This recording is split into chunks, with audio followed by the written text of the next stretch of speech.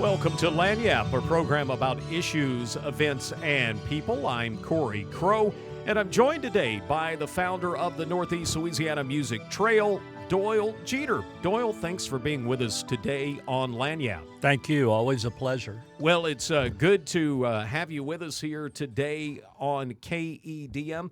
And tell me a little bit about how this Northeast Louisiana Music Trail got founded. Well, in a nutshell, it's something that I've been wanting to personally do since we opened Enoch's in 1980, shortly thereafter, is to do something to honor the musicians, the music venues, and the people of Northeast Louisiana who support music. So we started the trail basically a few, 3, 4, 5 years ago. We were able to unveil our first marker in January of 2022. So a year and 7, 8 months ago with a marker for Fred Carter Jr. in Winsboro. Since then, we've unveiled 11 more. This will be our 13th coming up. And so you are going to be honoring this time a building. And you've done that in the past. You've honored a building before, but this time taking a look at the Miller-Roy building. Now, why is the Miller-Roy building downtown on Desert a significant place? Well, what we're honoring is actually the Savoy Ballroom, which was on the 3rd floor of the Miller-Roy building. The Savoy Ballroom, I'm just going to read what we have on the marker, if that's okay. It was built in 1929 as the Miller-Roy building, a vibrant hub for Monroe's African-American-owned business community. It was also home to the illustrious Savoy Ballroom, as we said. As a stop on the renowned Chitlin circuit, this historic venue hosted performances by international music icons like Louis Armstrong, Count Basie, Ella Fitzgerald, Lena Horne, Billie Holiday, Ivory Joe Hunter, Ethel Waters, Duke Ellington, and my favorite, Sister Rosetta Tharpe, and hundreds more. So these are the biggest people in the black music world at the time. If not the world, yeah. These are superstars. Superstars, legends, and to know that those folks played at the Savoy Ballroom at this building, the Miller-Roy building, is just stunning. It's a very, very important historical landmark here in our region, and our history is it shows how rich our musical history is in Northeast Louisiana. Well, joining us on the phone is Michael Eccles, and he had a lot to do with this project. Absolutely. Joining us is Michael Eccles, and Michael, it's an exciting time as the building's looking great. Tell me about the Miller-Roy project and how you guys got involved in it. Yeah, so the Miller-Roy building has obviously been an icon of a building in downtown Monroe for so long. Unfortunately, it was on a condemnation list by the city, and I was very fortunate after admiring the building for a number of years to work with my partner, Ben Marshall, to acquire the building.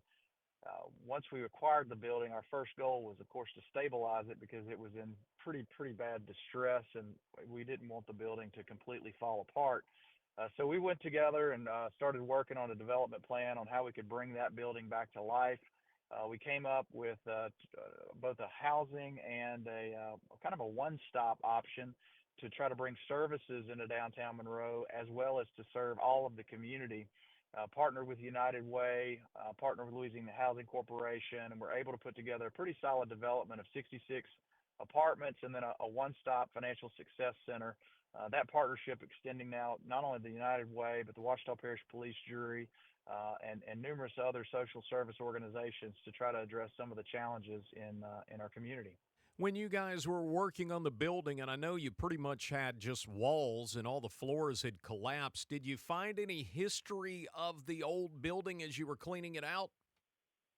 So one of the things we had to be sure of doing is preserving the rich history of the Miller and the Roy family, and really that center of African American both culture, business. You had medical providers that were there, newspapers, and other entrepreneurs that worked out of that facility.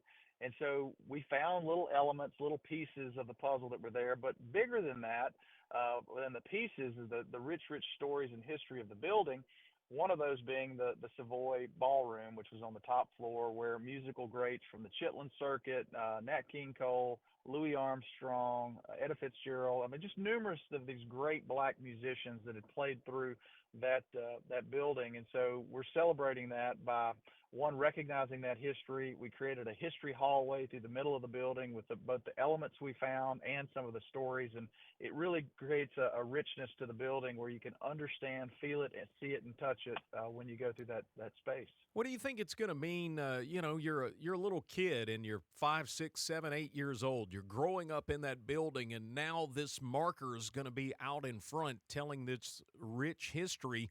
What do you think that means to the folks that live there and the folks that will grow up there? Music is something that transcends time, and if you look at some of the folks that came through and played, one, it tells a story, it shows the history of the building, but more importantly, that was the center of really the black culture and the community.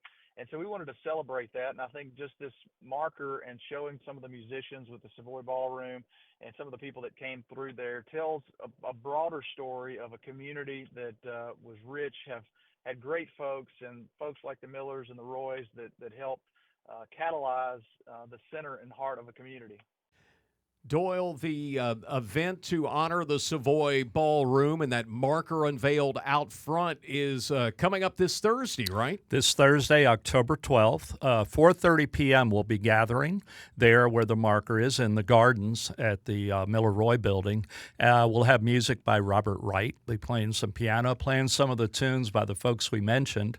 And then we'll have, we're lucky enough to have Laura Peppers with the Ouachita Library is going to give a history of the Savoy Ballroom and the building. And then we'll have speakers, thank all the usual folks. But a big thanks and shout out again to Mike Eccles. He's a family friend, and it's been a joy to work with him on our 13th Northeast Louisiana Music Trail marker. We've got 30 seconds left, so let me ask what's coming up next for the trail. Oh, boy. On November 17th, we'll be unveiling a marker for the Twin City Jamboree over in West Monroe at the Convention Center.